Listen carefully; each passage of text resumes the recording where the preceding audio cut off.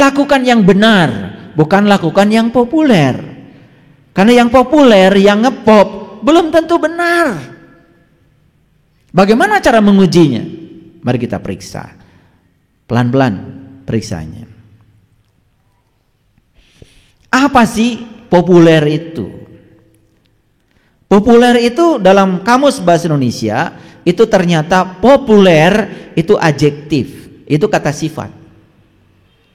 Saya menemukan ada 4 yang penting dalam kamus. Jadi populer itu artinya yang pertama dikenal dan disukai orang banyak. Dikenal dan disukai orang banyak. Itu namanya populer. Sekarang kalau saya tanya, Bapak Ibu, Bapak tanya, suka berwudu? Suka. Tanya kebanyakan orang coba, apa sih wudu itu? Jawabannya sama, seragam. Pasti bersuci, bukan? Pasti bersuci, bukan? Lah kenapa Anda mengatakan wudu bersuci? Karena banyak orang ambil air, kemudian dibasuhkan ke muka, basuhkan ke tangan, basuhkan ke kaki, lalu setelah itu mengatakan kita sudah suci, kan begitu? Ada yang salah nggak di sana? Nggak salah, tetapi itu kebanyakan. Kalau orang yang sadar, dia akan tanya, apa betul setelah dibegitukan tadi itu badan saya suci? Air kencing masih di dalam, berak pun nggak keluar semua, masih di dalam. Lucunya lagi, celana kolor kita ketetesan air kencing 1 tetes, dibuka, taruh di dalam masjid. Kita lupa bahwa sebetulnya yang ada di kantong kemih kita ribuan tetes. Harusnya kalau kolor kita yang ketetesan 1 tetes dibuka dan ditaruh di pinggir masjid, harusnya kantung kemih pun minta dibuka dulu sama dokter, taruh dulu di rumah sakit biar tubuhmu suci. Saya ngomong pakai bahasa awam nih, bahasa umum, supaya kita waras. Apa saya tidak pernah melakukan wudhu kayak gitu? Ya wudhu sama. Kalau enggak wajah saya udah kayak apa? Saya perlu air. Tetapi itu wudhu tingkatannya tingkatan permulaan. Karena wudhu bahasa Arabnya adalah wudhu wal doa wau doain. Wudhu itu artinya adalah berpisah. Jadi setelah saya pelajari secara etimologi, wudhu artinya berpisah, saya mulai bertanya pada diri saya, apa saya sudah berpisah dengan kotoran saya? Apa sudah berpisah dengan yang selain Tuhan? Karena kalau wudhu itu berpisah, berarti sholat itu artinya menyatu. Bagaimana kita bisa menyatu dengan Tuhan kalau kita masih menyatu dengan yang selain Tuhan? Makanya Nabi Ibrahim mengatakan, wa ma ana minal musyrikin. Bebaskan dulu kamu dari yang selain Tuhan, baru kamu akan menyatu pada Tuhan. Wudhu yang kayak gitu belum pernah kita cari. Kita lebih puas wudhu yang kayak gitu. Bahkan tata caranya pun ngikutin kebanyakan orang, bukan? Betul nggak? Seperti itu tata cara yang diajarkan oleh Rasulullah. Apa betul kita membaca teks langsung yang diajarkan Rasulullah? Atau kita mengikuti kebanyakan orang mengajarkan seperti itu? Itu populer. Saya menawarkan, mau nggak saya ajarkan wudhu yang betul-betul memisahkan dirimu dengan selain Tuhan, dan kamu bisa manunggal bersama Tuhan. Jarang yang mau. Makanya kalau wudhu cuma sekedar begitu, apa kita akan sukses sholat? Enggak. Ketika kamu sholat tetap aja pikiranmu mikirin urusan kamu sendiri, mikirin cicilan, gunting hilang. Dan lucunya habis sholat kita mengatakan sudah menyembah Tuhan, untung aja Tuhan diam. Coba kalau Tuhan itu rewel, ketika bilang tadi kamu sholat, iya, menyembah siapa? Menyembah Tuhan. Kata Tuhan, dari mulai Allahu Akbar sampai Assalamualaikum yang kamu sembah ya pikiranmu sendiri. Kamu sibuk saja dengan pikiranmu sendiri. Aku tidak merasa disembah oleh kamu sedetik pun. Aqimah sholat tadi, zikri, tidak tercapai. Bagaimana bisa mengingat Tuhan kalau kita nggak tahu yang diingat? Bukannya Nabi Muhammad juga untuk bisa sholat mi'raj dulu, jumpa dulu dong dengan yang mau disolatin, baru sholat. Nyembahnya jadi lurus. Maka di Quran dikatakan fa'aqim wajhaka lidini hanifah. Luruskan wajahmu kepada yang kamu sembah. Betul begitu. Boro-boro lurus, bolak belok. Tapi kalau sudah salam, lihat orang gak sholat, mulai mengkritiki orang. Bukan mikirin sholat saya dampaknya apa, bukan mikirin sholat saya sudah sholat belum, terus saja menyerang pihak lain. Itu namanya populer. Ya, kita jelaskan dulu nih bahasa kamus populer. Kalau berbicara tentang haji secara populer, pasti mikirnya pergi ke tanah suci, dan kita menganggap tanah yang di sana suci. Yang bilang suci kan kita juga, padahal maling di sana ada, yang nyolong juga di sana ada, orang berantem juga di sana banyak. Kalau disebut tanah suci kan harusnya sudah suci dong. Tapi pikiran kita mengatakan tanah suci. Ya sudah, kalau kita pergi ke sana kita jadi suci, begitu? Jadi seakan-akan suci cuma di sana, di sini nggak ada suci gitu. Sama seperti masjid, ada batas suci. Sucinya cuma di masjid aja, keluar dari masjid udah ngomong kotor juga nggak apa-apa. Karena batas sucinya kan cuma sampai di halaman. Maka di masjid ini nggak boleh ada tulisan batas suci. Pernah ada masyarakat datang ke sini, Pak mau nempel batas suci? Nggak ada. Di sini batas suci tidak ada. Suci di masjid dan di luar masjid. Nggak boleh dibatasi. Padahal Allah bilang dalam Al-Quran, walillahi 'alan nas hijjul bait, wajib setiap manusia berkunjung ke rumah Tuhan. Nah, Tuhan bilang juga dalam hadis qudsi, langit dan bumi tidak akan cukup menampung zatku, tapi kolbunya orang yang beriman, itulah rumahku. Jadi yang namanya Baitullah versinya Quran, versinya Allah, itu kolbu. Nah, ketika diajak untuk berkelana ke dalam kolbu, banyak yang nggak mau walaupun gratis. Tapi ke sana nunggu 12 tahun, bayarannya mahal, juga rela menanti. Saya tidak menyalahkan sana, bagus, itu diajarkan pada leluhur kita. Tapi ke sana cuma melihat simbol-simbol, tidak mengerti kenapa tawaf 7 putaran, kenapa mulainya dari Hajar Aswad, kenapa lewat Multajam, kenapa lewat pintu Ka'bah, kenapa lewat Makom Ibrahim, kenapa lewat Hijir Ismail, kenapa lewat Rukun Yamani, kenapa geometrinya lingkaran padahal Ka'bahnya juga kotak. Gak ngerti, ya sudah jadi robot kita. Nah, kalau ngikutin kebanyakan orang namanya populer gitu. Saya ingin beda. Saya tetap pergi ke sana, tapi saya ingin mengerti maksudnya apa. Nah, itu udah mulai itu. Mulai mengasingkan diri dari populer. Karena ingin dapat yang lebih baik, ingin dapat yang lebih itu.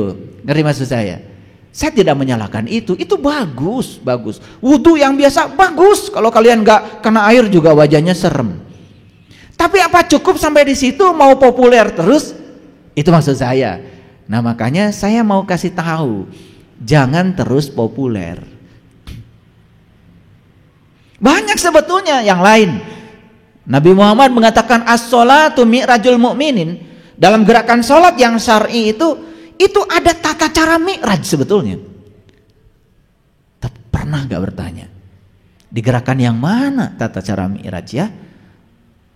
Kata mi'raj ini sudah bahasa umum, bukan bahasa populer, bukan bahasa khusus, bahasa populer. Kan sering kita Isra Mi'raj. Peringatan Isra Mi'raj banyak. Bahkan di Quran ada surat Al-Ma'arij, itu nggak disembunyikan. Cuman kata Mi'raj lebih banyak dikenal dalam kesusastraan Arab. Tapi inti dari Mi'raj itu kan sebetulnya Nabi Muhammad bertemu Tuhan, kan? Betul nggak? Kan itu saja sebetulnya. Lalu timbul pertanyaan, apa yang boleh ketemu Tuhan itu cuma Nabi aja? Masa Tuhan begitu? Masa Tuhan hanya mau diketemui beliau aja, nggak mau diketemui sama kita ini? Masa begitu? Jadi kalau kita sebetulnya tidak mulia, ya karena Tuhannya nggak mau ketemu. Masa begitu? Sedangkan Tuhan mengatakan walillahi 'alan nas hijjul bait, wajib setiap manusia berkunjung ke rumahku. Untuk apa? Bertemu aku. Maka di Quran Allah mengatakan li ila fi Quraisy ila fihim rihlata sitaiwas falyabudu rabb hadzal bait. Sembah yang punya rumah, jangan sembah rumahnya. Berarti kalau Tuhan bilang sembah yang punya rumah, jangan sembah rumahnya, berarti Tuhan mengajak kita untuk berkunjung ke rumahnya agar kita bisa berjumpa dengan Dia. Kan sebetulnya itu biasa itu. Itu ayat-ayat biasa. Cuman karena kita mengikuti yang populer, sehingga kita menjadi terjebak dalam popularitas. Makanya orang semacam saya ini, pengikutnya tidak banyak. Karena tidak populer. Ketika saya menyampaikan kebenaran, ya memang berat kebenaran itu, pahit. Tapi saya berani kan ini kebenaran. Cuman saya jadi tidak populer. Jarang yang ngundang sama saya itu. Kalau yang populer kan undangannya juga mahal. Betul nggak? Kayak saya ini yang ngundang aja udah jarang. Takut ngundang saya. Makanya saya jadi tidak populer. Ya silahkan saja. Mau populer atau mau benar gitu aja. Ini masih populernya dulu, kita bahas dulu. Supaya ngerti ya. Nah, dikenal dan disukai banyak orang. Orang mudik, mudik. Orang macet, macet. Orang saling pelotot di jalan, melotot. Populer jadinya. Tidak ada keinginan untuk menjadi orang khusus.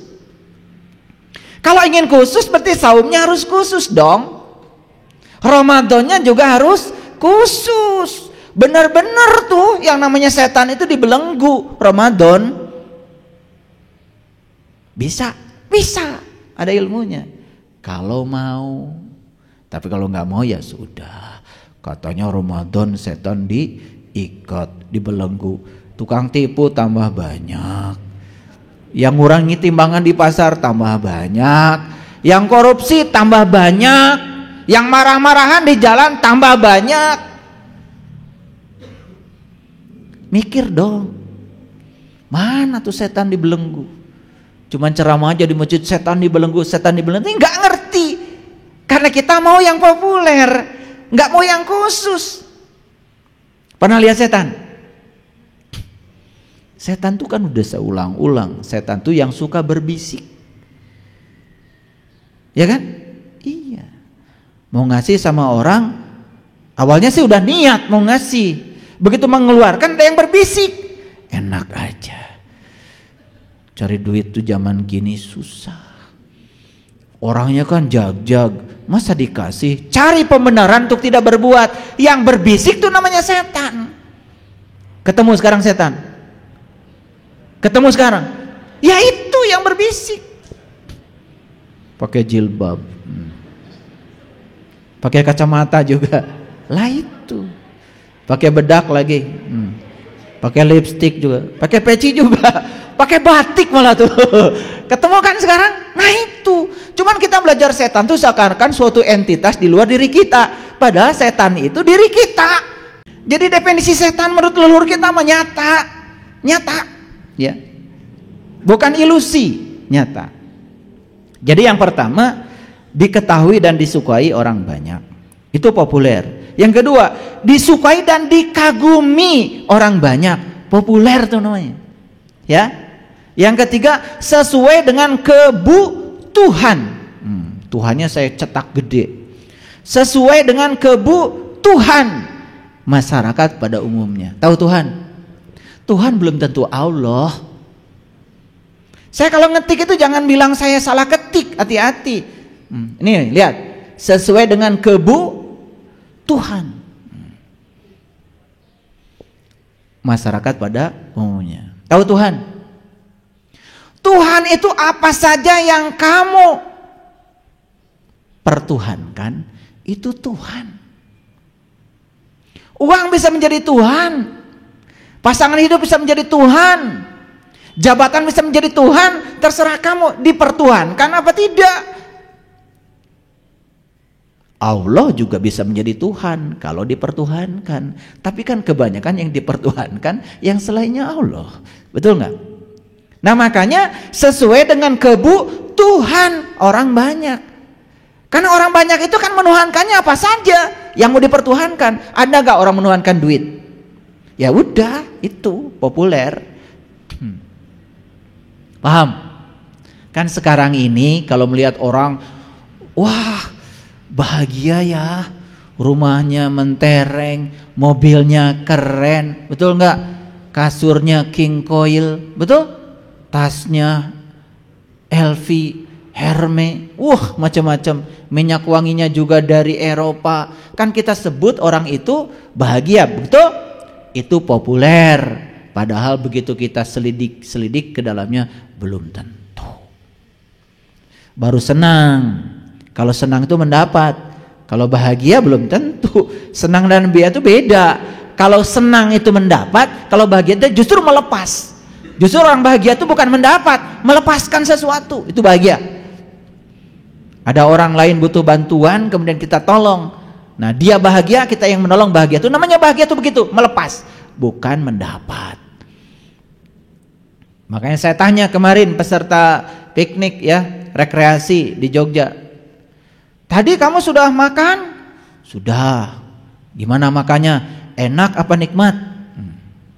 Nah, ini aja udah mulai pusing ya. Makan itu enak. Naik mobil yang nyaman enak.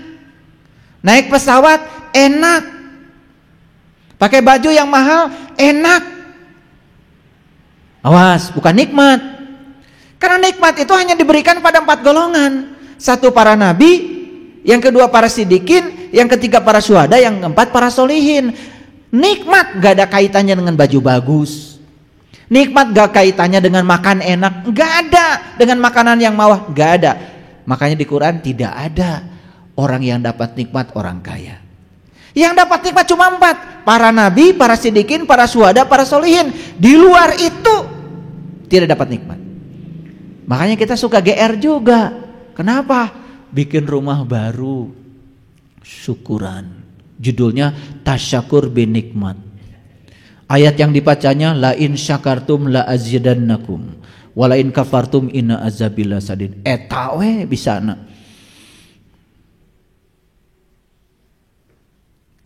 Di Quran itu tidak ada cerita enak. Di Quran cuma ada cerita nikmat, dan nikmat terbesar cuma satu. Saat kita sudah kenal siapa jati diri kita, siapa Tuhan kita. Menyatu dengan Tuhan baru namanya nikmat. Yang dapat nikmat cuma 4, para nabi, para sidikin, para syuhada, para solihin. Konglomerat gak masuk. Yang rumah mewah gak ada di 4 golongan itu. Gak ada. Yang punya rumah baru gak ada. Makanya nanti kalau kalian syukuran rumah baru undang saya, biar bisa bedakan mana senang, mana bahagia, mana enak, mana nikmat. Itu aja masih pusing di kepala kita. Betul? Wah, kita ini sudah dapat nikmat yang banyak dari Allah. Apa saja? Baju baru, ya, mobil baru. Itu bukan dapat nikmat, dapat enak. Udah, biar pusing. Kan ngaji dengan saya supaya pusing. Ya, kalau udah pusing berarti nanti akan mencari supaya nggak pusing. Jadi sekarang saya tidak tuntaskan penjelasannya supaya pusing aja. Jadi beda ya, enak beda dengan nikmat, senang beda dengan bahagia. Yang kalian cari apa? Senang atau bahagia? Bahagia kan? Makanya salah alamat. Yang kamu cari bahagia, yang diudag-udag senang. Akibatnya salah alamat. Jadi gak dapat tuh bahagia, karena kita tidak bisa membedakan bahagia dan senang. Lalu yang berikutnya, mudah dipahami orang banyak, itu namanya populer. Nah makanya ngaji dengan saya, maaf kalau sedikit naik, tidak terlalu populer. Perlu pemikiran yang tajam, karena di sini kita akan naik kelas supaya tidak terlalu populer. Siap? Oke, kalau sudah siap, baik. Jadi menurut Kamus Besar Bahasa Indonesia, arti kata populer adalah dikenal atau disukai orang banyak. Arti lainnya adalah disukai dan dikagumi orang banyak. Ya, kalau mau populer, ya udah gampang. Bikin saja di TikTok asal viral. Ya kan? Iya. Jadi kalau orang nyuci piring itu sambil berdiri, coba nyuci piring sambil nungging di tempat cuci piring. video kan populer. Ngerti maksud saya? Oke. Tapi saya tidak bicara itu. Lihat sekarang. Bagaimana caranya supaya kita mengerti bahwa sebetulnya populer belum tentu benar. Yuk kita baca ayat ini. A'udzubillahi minasyaitonirrajim. Bismillahirrahmanirrahim. Ini ayat tentang berlindung ke dalam gua. Ya. Berlindung kemana? Ke dalam gua. Coba kalau orang Jakarta bilang gua gimana? Gua, gue. Jadi berlindung ke dalam gua berarti berlindung ke dalam gue, ke dalam aku itu. Makanya kata gua dalam Quran itu keren. Bukan gua seperti gua Gati Jajar, gua Pawon, bukan gua itu mah poek. Bararau. Tapi berlindung ke dalam gua artinya meniti ke dalam diri. Yuk kita baca ayatnya. Ingatlah tatkala para pemuda itu mencari tempat berlindung ke dalam gua. Jadi para pemuda nih cari tempat berlindungnya kemana? Ke dalam gua. Kok pemuda? Di Quran itu hati-hati. Kalau ada kata laki-laki, itu pasti urusan rohani. Kalau di Quran ada kata-kata wanita, pasti urusan jasmani. Kalau di Quran ada kata-kata langit, itu pasti rohani. Kalau di Quran kata-kata bumi itu pasti jasmani. Silahkan. Saya sudah ribuan kali baca Quran dan saya klasifikasi. Ternyata begitu. Hebat itu Quran itu. Makanya pemuda, laki-laki atau perempuan? Laki. Berarti para pemuda ini bukan orang sembarangan sebetulnya. Siapa saja manusia yang mau meningkatkan kualitas ruhaninya, maka syarat pertama harus berlindung ke dalam gua. Oke, sampai sini ngerti? Nih gua. Jadi tidak ada tempat berlindung di luar diri kecuali di dalam diri. Gua. Contoh. Sakit hati buatan siapa sih? Kan sakit hati bukan buatan orang, buatan kita. Karena kita ingin orang seperti yang kita mau. Ketika orang melakukan tidak seperti yang kita mau, sakit hati. Jadi sakit hati itu jelas buatan kita. Balikan ke dalam diri, berlindung ke dalam gua. Gimana caranya? Mulai sekarang saya akan terima orang lain apa adanya. Saya tidak mau mendikte lagi orang lain sebagaimana pikiran saya. Karena kalau orang lain tidak seperti yang saya mau, saya jadi sakit hati. Jadi sakit hati bukan nasihatin orang. Kamu jangan begitu ya. Gak usah, itu bukan urusan kita. Orang bisa melakukan apa saja sesuai dengan maunya dia. Tetapi kita nasihati diri kita. Mulai sekarang saya tidak mau lagi menginginkan orang lain seperti yang saya mau. Saya bebaskan pikiran saya dari keinginan pada orang. Apapun yang orang lakukan pada saya akan terima. Bebaskan keinginan. Bakal sakit hati gak? Tidak. Itu namanya berlindung ke dalam gue. Semua kalau dikembalikan ke gua, selesai. Semua menjadi ribut karena semua digunakan untuk menyerang orang. Karena kita ingin orang lain seperti yang kita mau. Contohlah, cekcok urusan rumah tangga. Kan sederhana. Karena masing-masing pasangan ingin pasangannya seperti yang dia mau. Itu aja sebetulnya. Betul nggak? Silakan buktikan sendiri. Kan kalau urusan gini kan kalian udah pakarnya. Buktikan sendiri, saya cuma ngasih rambu-rambu aja. Cekcok dalam urusan rumah tangga karena kita menginginkan pasangan kita seperti yang kita mau. Coba. Makanya diam itu emas. Makanya laki-laki dimintai emas pada diam. Ya kan? Karena diam itu emas.